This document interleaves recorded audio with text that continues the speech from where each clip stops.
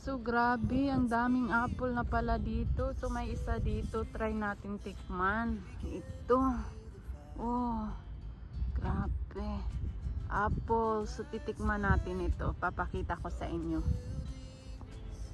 So try nating tikman.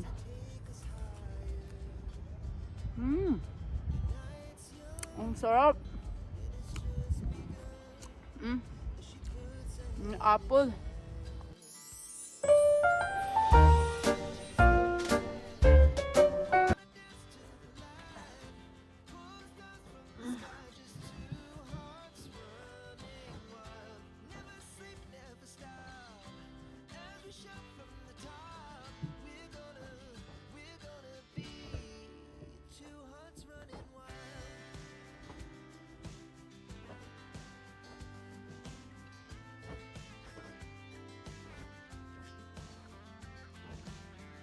Hello mga kabayan! We're back! So, nagbabalik ulit ngayon si Pinay Girl and kumusta po kayong lahat and welcome to my mini vlog A Day in the Life as taga-Bukid na abot sa Amerika.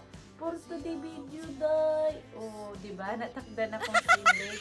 Anyways, kakagising ko lang talaga ngayon. As you can see, nagliligpit ako ngayon ng higaan ko. And super late na talaga akong gumising today dahil sobrang dilim patingnan ng aking bedroom. So, napasarap talaga ang tulog ni Pinay Girl. So, before anything else, mag-chika-chika muna tayo and don't mind na lang sa kung pangit, char. So, itutur ko muna talaga kayo dito sa aking bedroom, sa sala namin.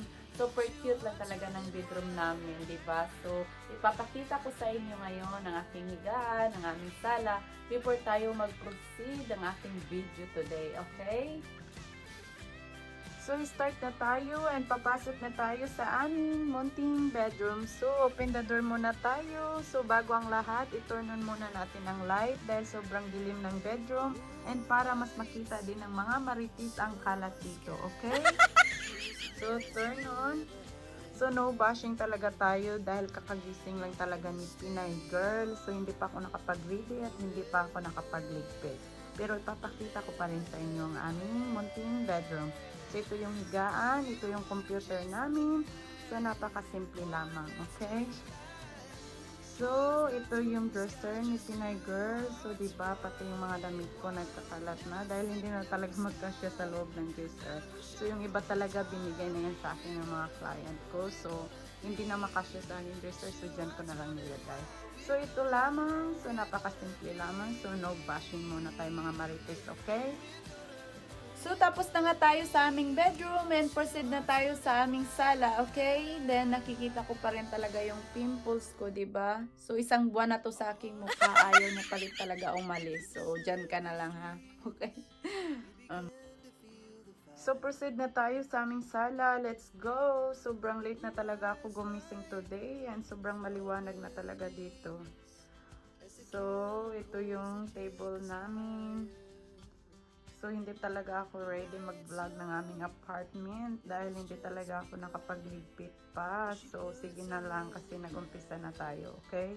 So, ito yung TV. Alam nyo na ang aking apartment dahil na-upload ko na ito dati. So, ito yung sofa. So, ito yung front door. So, ito yung kung gusto mo mag-golf. So, ito may gamit din ako. So, diba? Sobrang cute lang but it's the best for me talaga ito. So, ito yung table.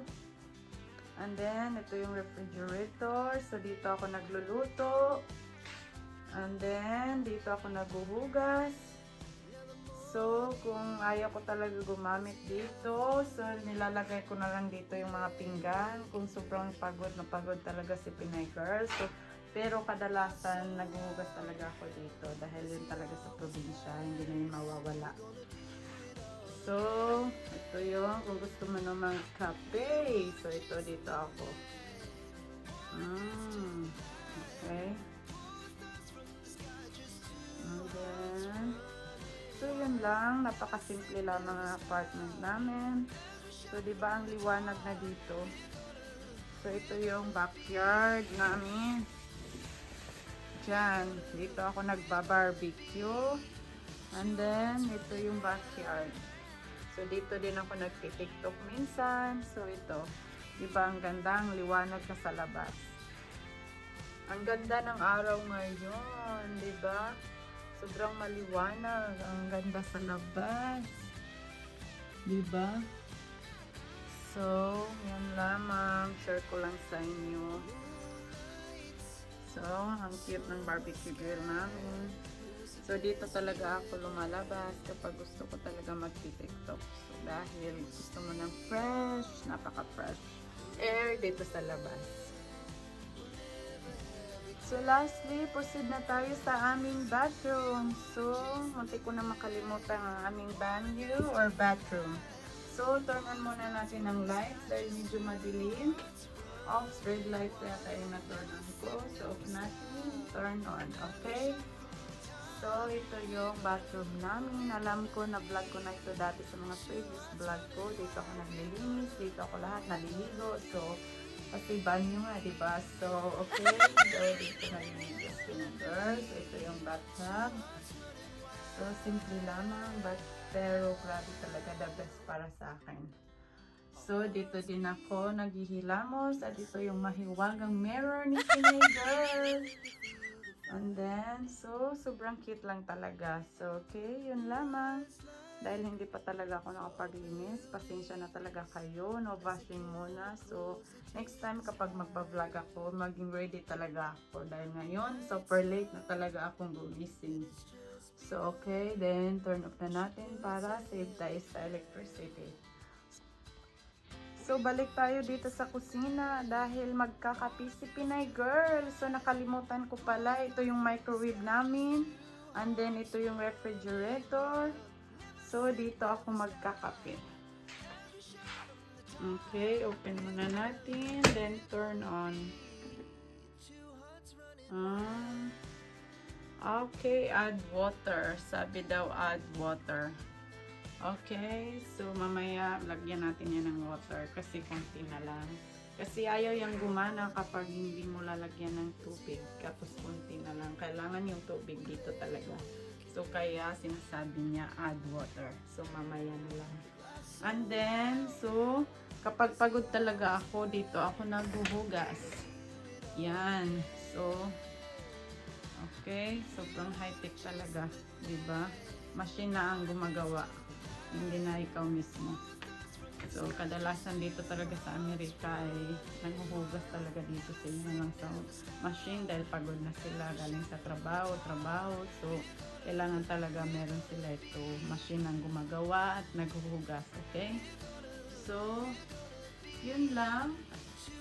So, tapos na nga tayo sa inside ng aming apartment or sa ating house tour. So, punta naman tayo sa labas ng aming apartment. So, ipapakita ko sa inyo para makita nyo naman ang magandang view ng aming backyard.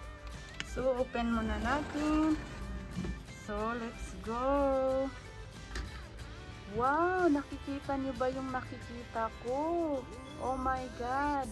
Yan ay apple tree. Malapit lang sa aming apartment. Parang may mga bunga na. Hindi ko talaga ito napansin. Ang daming bunga. Napakalapit lamang ito sa aming apartment. So puntahan natin kung totoo talaga ang nakikita ko. Okay? So nandito na nga ako sa labas ng aming apartment. So, ito yung building ng aming apartment. So, diba ang ganda. Super quiet talaga dito dahil bawal ang maingay. So, ito yung room namin. Nasa downstairs. So, may nasa upstairs. So, ito talaga, ito-tour ko talaga kayo para mas makita talaga nyo ang building ng aming apartment. So, may apple tree din dito. Diba? So, ito-tour ko kayo dito sa aming apple tree. Malapit lang talaga ito sa aming apartment dahil nasa backyard lang. So, diba, ang daming apple dahil seasonal na talaga ngayon. Oh, maraming apple dito na nahuhulog, diba? Oh my God, ang daming bunga. Grabe, hindi napansin ni Pinay girl. Sobrang busy talaga. Hindi ko na nakita. Diba? Nangahulog na yung mga apple. Parang hindi talaga pinapansin lang talaga nila dito. Hindi nila kinukuha. Diba? Ang daming apple. Dati napakaliit pa lamang ito. Ngayon ang gabi. Grabe, ang daming bunga na. Ah, may nahulog pa oh. tingnan natin, may nahulog. So, nahulog na yun na apple. Oh, yan. Apple. May nahulog. Makakain tayo ngayon ng apple.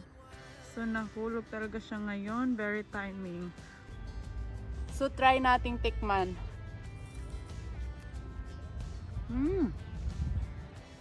Ang sarap.